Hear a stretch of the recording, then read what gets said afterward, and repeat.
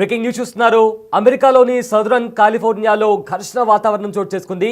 అక్కడ రైడ్ చేయడానికి వచ్చిన ఏజెంట్లకు అదే రకంగా అక్కడుండే వలసదారులు వీళ్ళిద్దరి మధ్య కూడా ఘర్షణ వాతావరణం చోటు చేసుకుంది.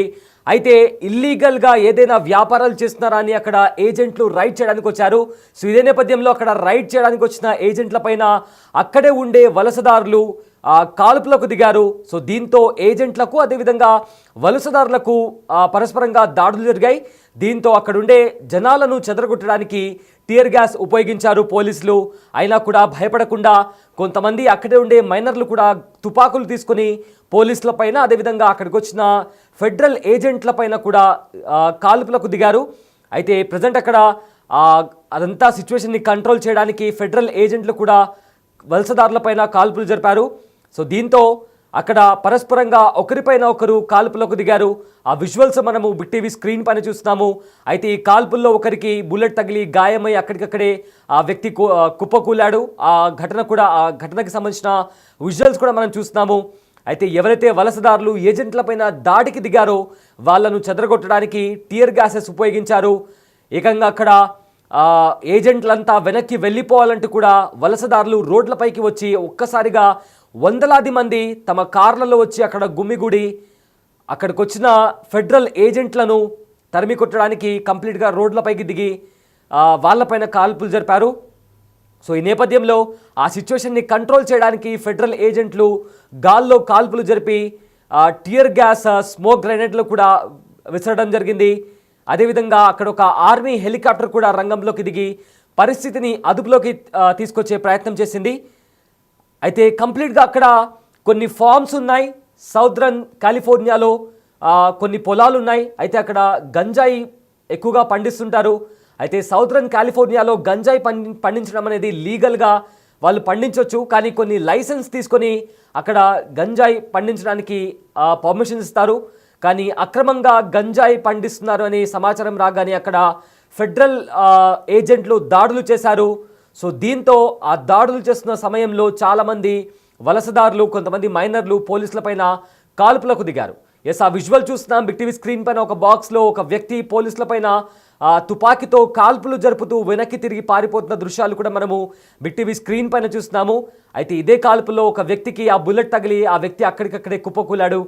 ఒకసారి బిగ్ టీవీ స్క్రీన్ పైన ఆ విజువల్ చూస్తున్నాం మనము. ఎస్, చూడండి ఒకసారి. మాస్క్ పెట్టుకున్న వ్యక్తి తన దగ్గర ఉన్న పిస్తోల్తో ఫెడరల్ ఏజెంట్ల పైన కాల్పులకు దిగాడు.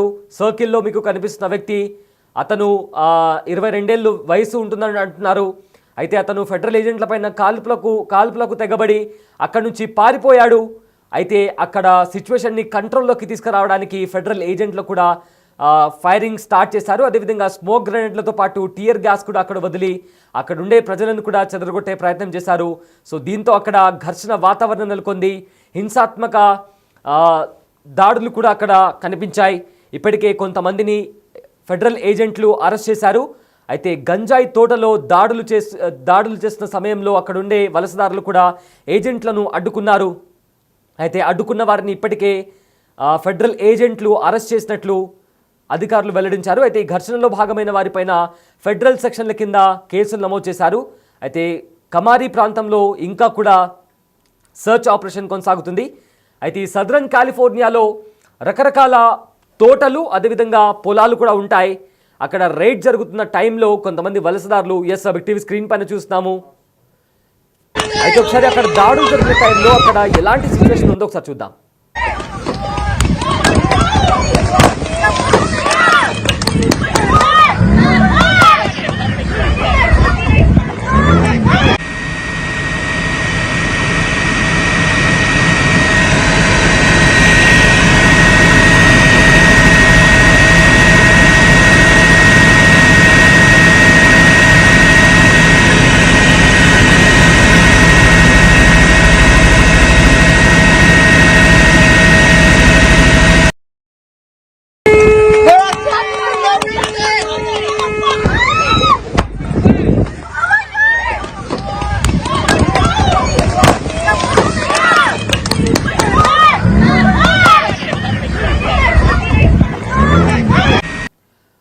ఎస్, ఆ విజువల్స్ చూస్తున్నారు కదా. కంప్లీట్గా అక్కడ టియర్ గ్యాస్ అదేవిధంగా స్మోక్ గ్రెనేడ్లతో అక్కడికి వచ్చిన ఫెడరల్ ఏజెంట్లు అక్కడ ఉండే వలసదారులపైన ప్రతిదాడి చేశారు.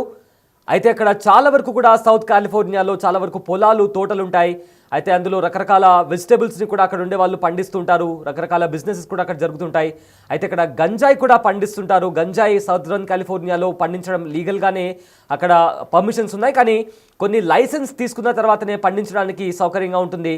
కానీ అక్కడ ఇల్లీగల్గా కొంతమంది గంజాయిని పండిస్తున్నారని తెలుసుకున్న తర్వాత అమెరికన్ ఫెడరల్ ఏజెంట్లు అక్కడ రైడ్స్ చేశారు.